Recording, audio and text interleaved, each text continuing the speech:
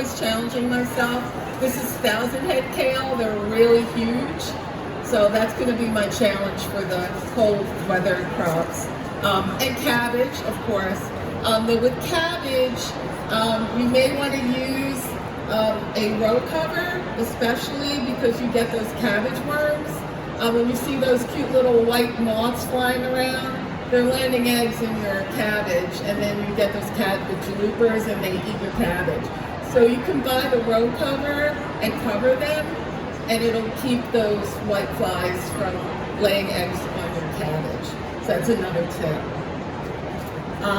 Peas are also good for cold weather crops, and you can use them as snow peas also. You don't have to wait for them to pop out of the out of the pod. You can use them for stir fry, or you can let them grow fall.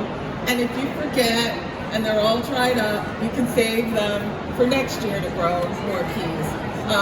One thing you can use also, a lot of times people think that, oh, the seeds say they're only good for 2020, when really you can use them for a few years.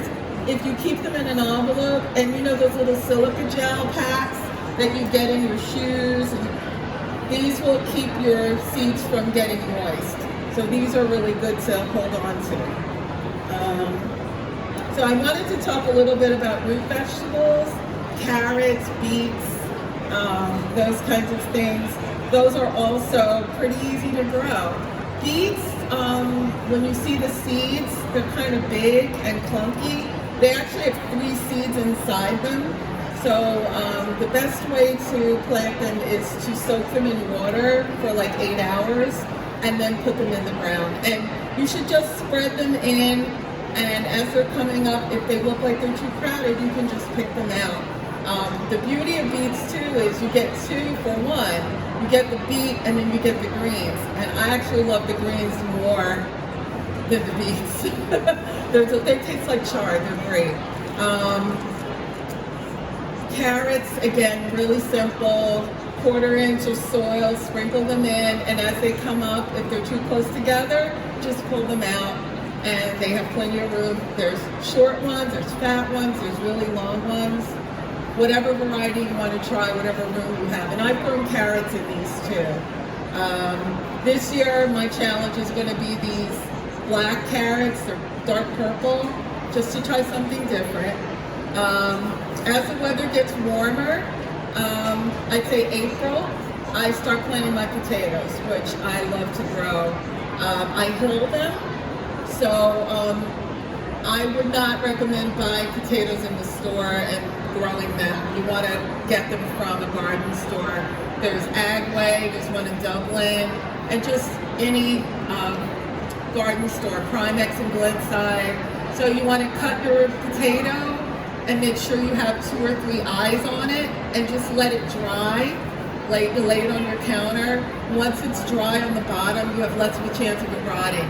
And you dig maybe a 3-inch hole and put it face down and cover it up, and you'll see it come up. Just make sure you continue to water them as they grow, and it grows pretty tall, I'd say about this tall. You just keep filling it with more soil. I use mushroom compost for my potatoes. Once they flower, I cover them with salt hay just to keep them moist, because they need to stay moist. They're growing underground.